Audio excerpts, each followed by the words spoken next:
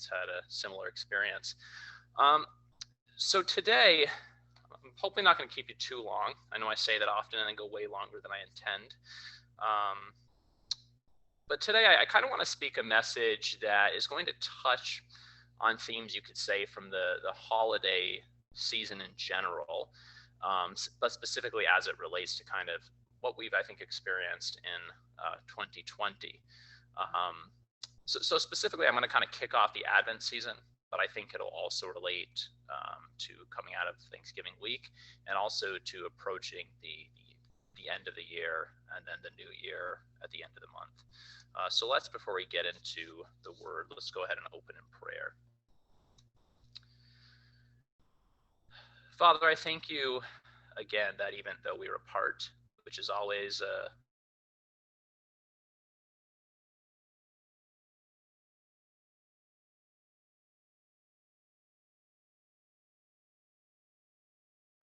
All right, looks like Elijah froze.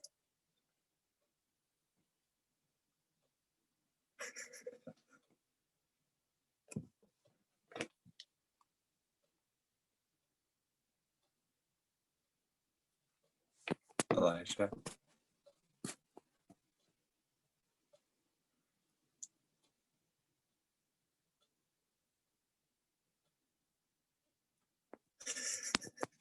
Well, okay, give me a sec.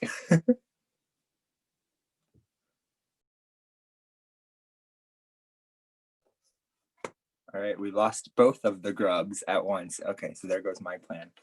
Well, I guess anyone have a party? Yeah, I was gonna say, anyone have a great story to share?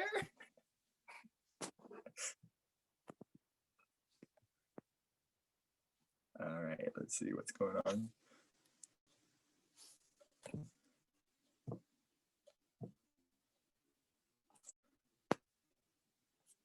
Yep, they're both gone. All right. Let's see. You can tell that I don't know how to stall. All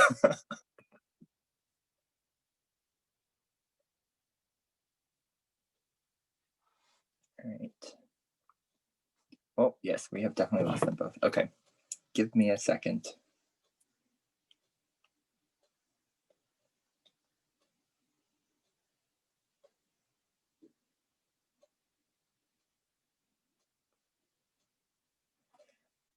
All right, we're gonna go ahead. Whoever our Zoom host is, why don't you send us into breakout rooms to chat and catch up in fellowship with people while we figure out how to get Elijah and Amanda back on here. Who is my Zoom host today?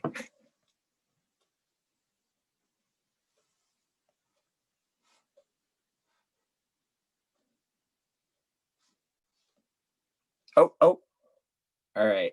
Elijah's back, but muted. All right, let me. All right, I'm back. You are back. Welcome back. All right. I'm going to bypass my home internet altogether and use my phone. Hopefully this works better. Sorry about that, everyone. Apparently all the work they did this summer didn't have much effect. We'll try this again. Okay, so we're going to be in Matthew chapter 1 and 2 today primarily. And I want to just kind of look at the story in Matthew and read it a little bit out of order to highlight, I think, some of the tensions, some of the uncertainties that are inherent in the text, but I think we often just gloss over quickly because of our familiarity with it. So if you have your Bibles, you can turn to Matthew chapter 1. And kind of the reason I chose this text this morning was for a few reasons. One is that we're starting Advent. So it's an obvious choice, right? Advent, we celebrate, as Robin talked about earlier, the three comings of our Lord. The first one being the coming to earth, the historical coming of Jesus as the Son of God takes on human flesh. So it's a kind of an obvious way to start Advent. But I think it also, the message of Advent can really powerfully speak to us today. And especially, I think, if we allow ourselves to kind of slow down from the chaotic, kind of crazy time that Christmas often becomes, and actually, to try to focus more upon what we say this holiday is supposed to be about. As we approach the end of 2020, right, it seems that this year is going to go down in infamy. Even at the beginning of the year, I think a lot of us recognized that there was going to be some trouble, just given that it was an election season that was deciding the fate of one of the more controversial presidents and probably in US history.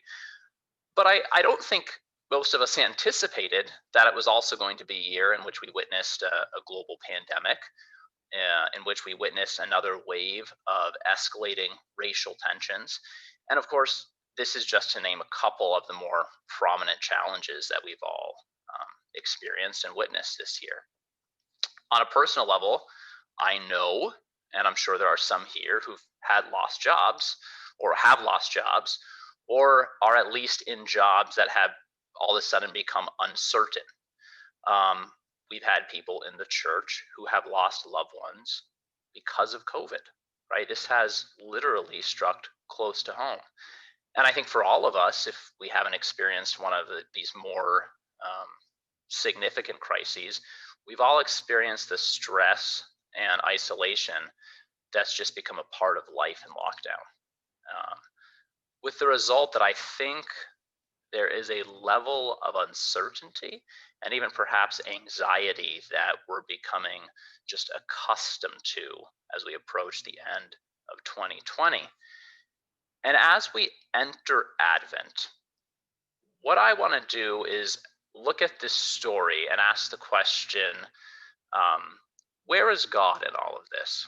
Where is God in our present uncertainty and our present anxiety? What might God be doing? But as I wrestle with that question, I don't want to tell you exactly what I think God's purpose for America is, or exactly what God is doing in this end times day. Not at all. Rather, I want to look at the story of Advent and hopefully help us all focus our eyes and hearts on this story, the birth of Jesus, and allow it to lift our hopes to something much greater than they may be on right now. Lift our hopes to a point that we don't focus so much on the uncertainty of life brings, but rather on what God might be doing even in the midst of our troubles and trials. Okay, so with that being said, let's go to the text. So most people know the story, right? At least in its basic outline, simply because it's during this time of year, it's all over pop culture, right? You might, if you live in the city, walk by live Advents, right? You're probably going to watch movies that have the Advent story. In various ways, we're all going to come across this story. Though interestingly, often it's an amalgamation of what we find in Matthew and Luke, with the result that I don't think we take much time to read either story closely. So I want to focus on just Matthew this morning, and I'm going to read it out of order to kind of bring out, I think, some of the struggles that we find in this text. So let's start in Matthew chapter 1, verse 18.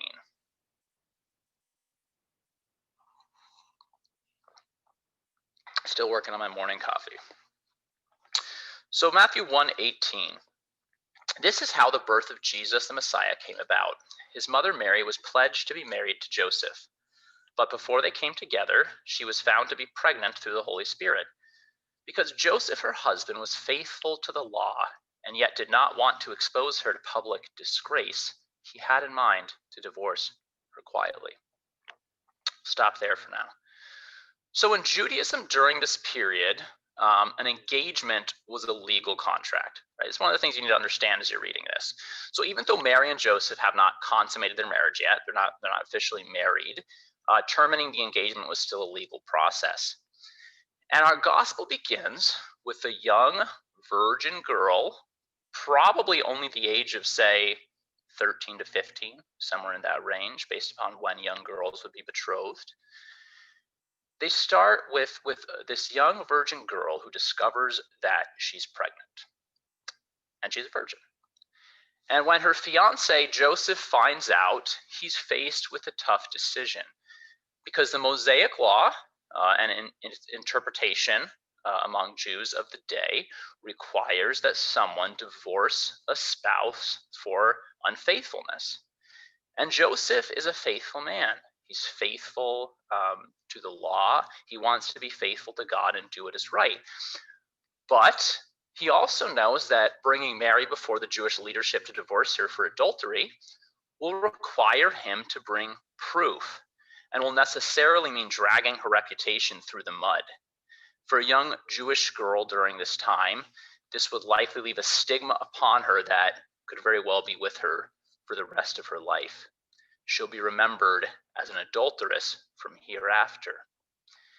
And Joseph's desire to be faithful to the law is at tension with his desire to show compassion to Mary. So it says he decides to divorce her privately.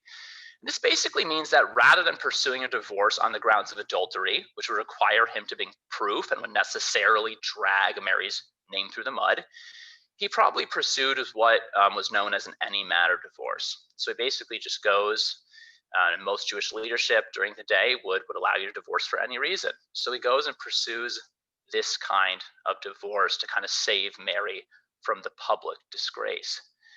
But of course, even though Joseph is trying to do right by Mary, it's pretty obvious that word is still going to get out, right?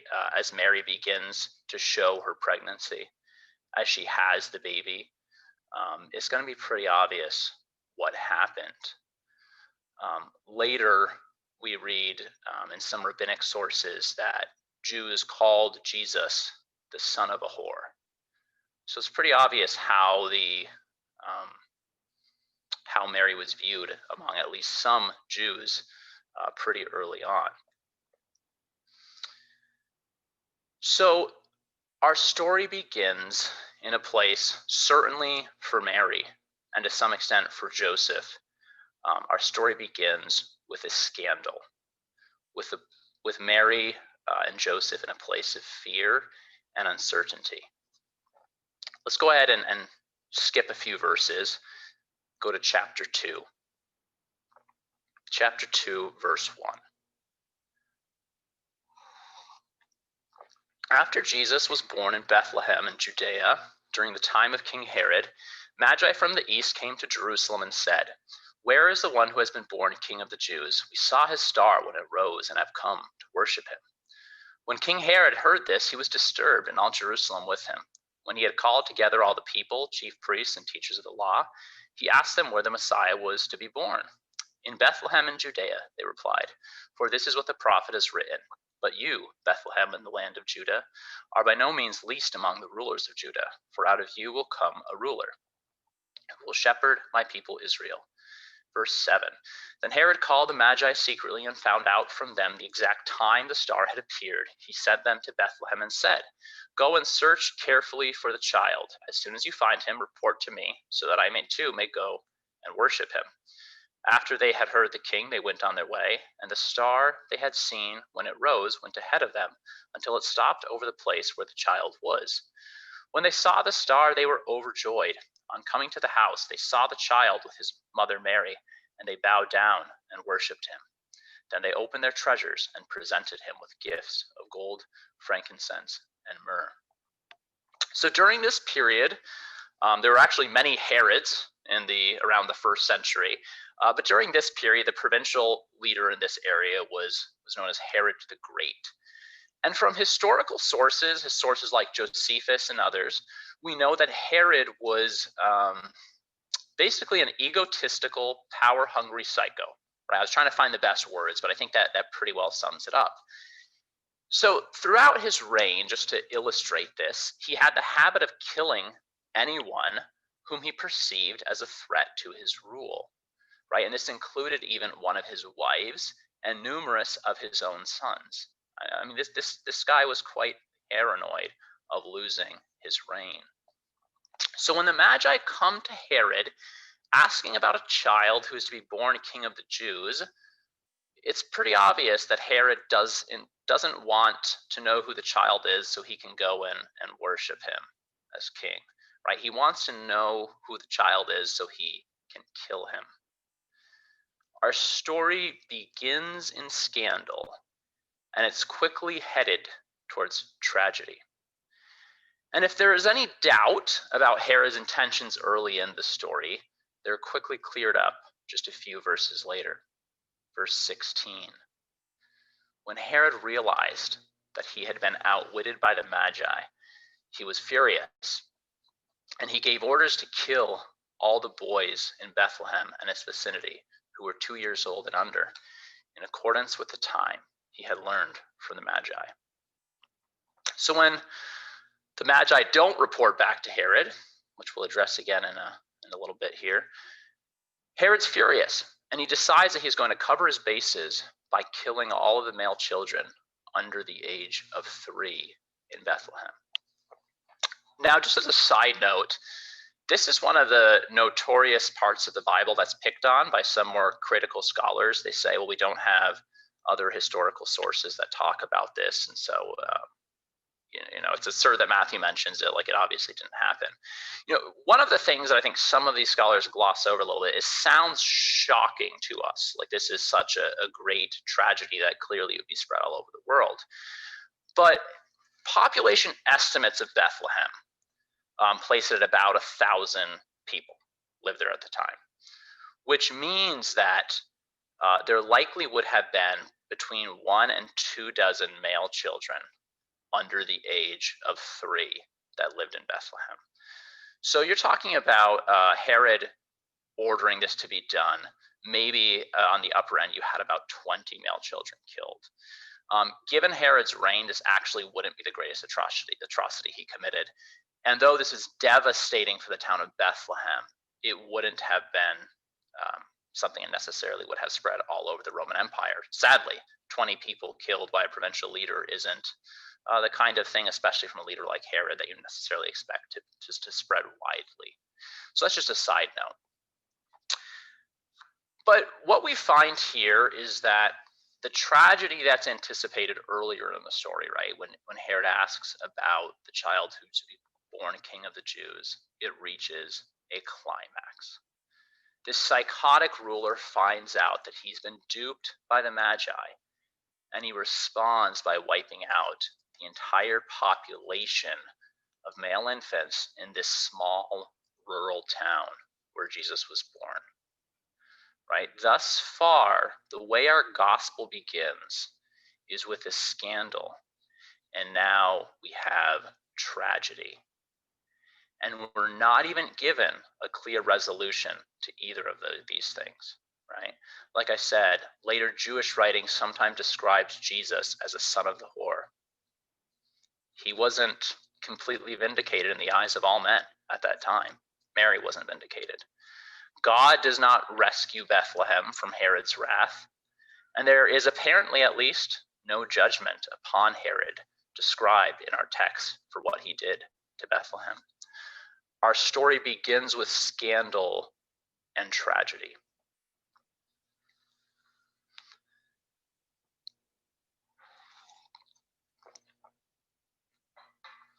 So let's read the rest. This story also shows us, I think, that God works his purposes not in spite of the scandal and tragedy we've witnessed, but rather through it. God is with Joseph and Mary at every stage of the story. So let's go back to the beginning. After Joseph divorces Mary, after he resolves to divorce Mary, we read beginning in verse 20. But after, and this is verse 20 of chapter 1.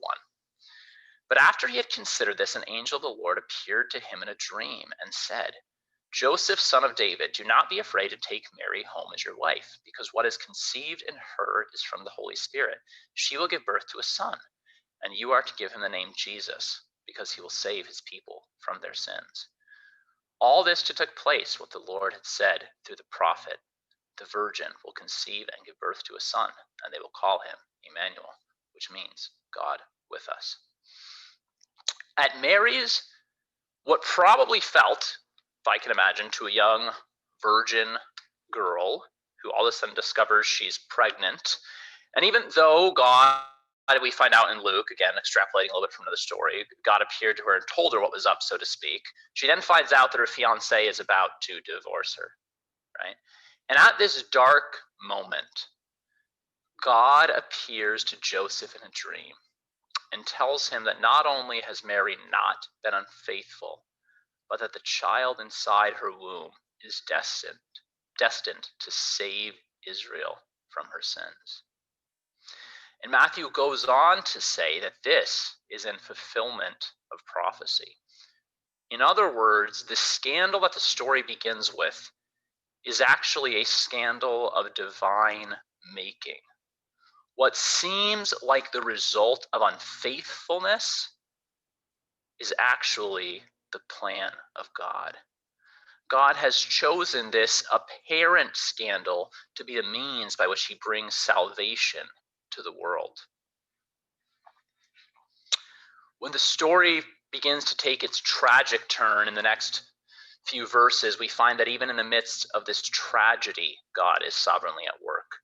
Verse 12 of chapter 2, speaking of the Magi, says this, "And having been warned in a dream not to go back to Herod, they returned to their country by another route. When they had gone, an angel of the Lord appeared to Joseph in a dream.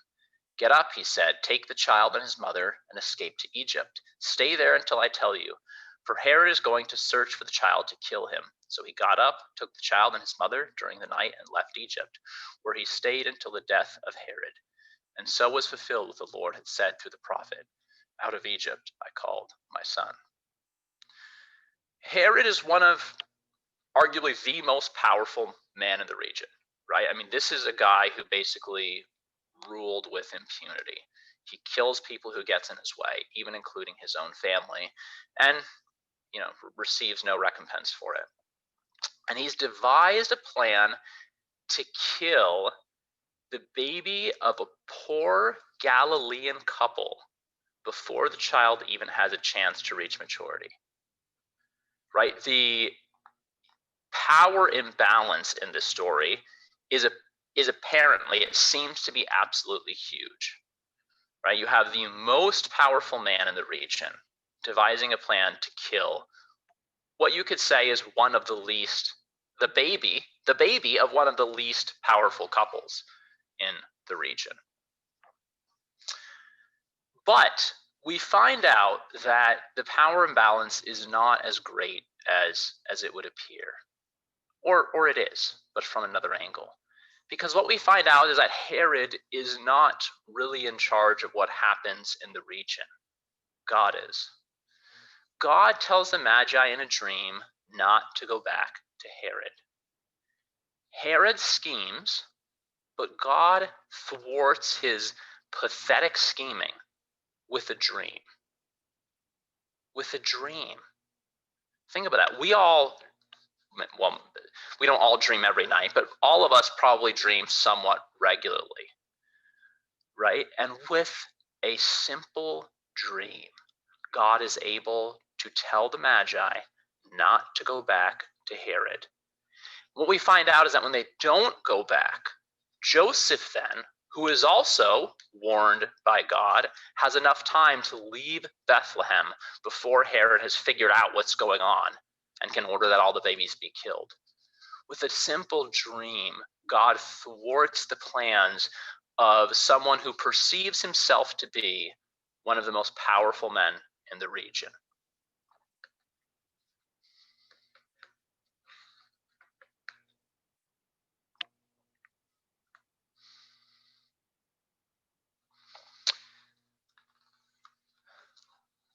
And again, in this passage, we read that this is a fulfillment of prophecy, right? We find at the end of the verse, it says, "It was to fulfill what was spoken, 'Out of Egypt I called my son.'" So again, we find out that not only is God able to thwart the plans of one of the greatest leaders in Judea, but he's not even surprised by it. He knew it was coming. right? Herod rules over a small piece of the earth by God's permission, but God rules over, the implication is that God rules over the universe of space and time. God is not only able to thwart Herod's plans, but he talks about how he's going to thwart his plans long before Herod is even born. Let's pick up in verse 19. After Herod died, an angel of the Lord appeared in a dream to Joseph in Egypt and said, "Get up, take the child and his mother, and go to the land of Israel, for those who are trying to take the child's life are dead." So he got up, took the child and his mother, and went to the land of Israel. But when he heard that Archelaus was reigning in Judea in the place of his father Herod, he was afraid to go up. Having been warned in a dream, he withdrew to the district of Galilee, and he went and lived in a town called Nazareth. So was fulfilled what was said through the prophets, that he would be called a Nazarene.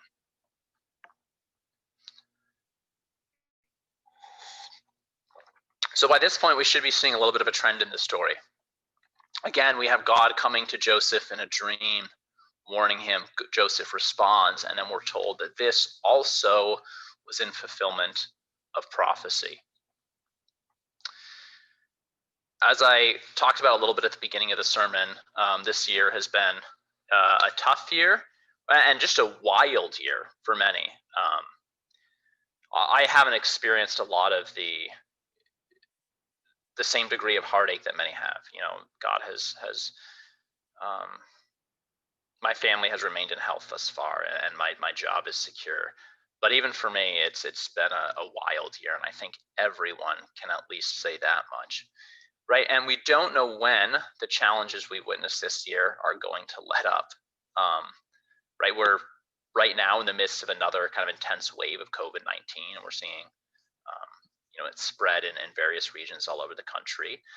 We haven't really seen any kind of resolution to the racial tensions that erupted over the summer, and so I think some of us are wondering, well, what do we do from here?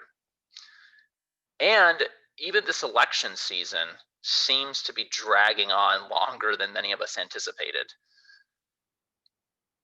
And this is just addressing a few of the national problems, right? This isn't talking about the myriad of issues that each of us face in our personal lives, which are often actually more difficult, right? Challenges in our families, whether it's in our marriage, whether it's with our kids, like I said earlier, maybe it's with a job, people that have health issues, right? There's just always kind of a barrage of issues that come in life. And on top of it, now there's just kind of this national stress that's going with it. And I think many of us are asking, where is God? And even if it's not from a place of doubting that he is there, it's at least from this kind of uncertainty and fear that we don't know what on earth is going on right now.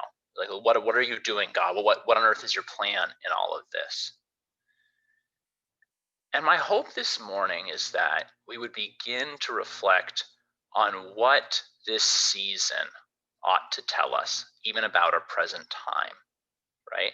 My hope is that we would begin to, as we begin to reflect on these stories, on Christ coming into the world, it would help us to keep from being sucked into some of the commercialism that defines the season.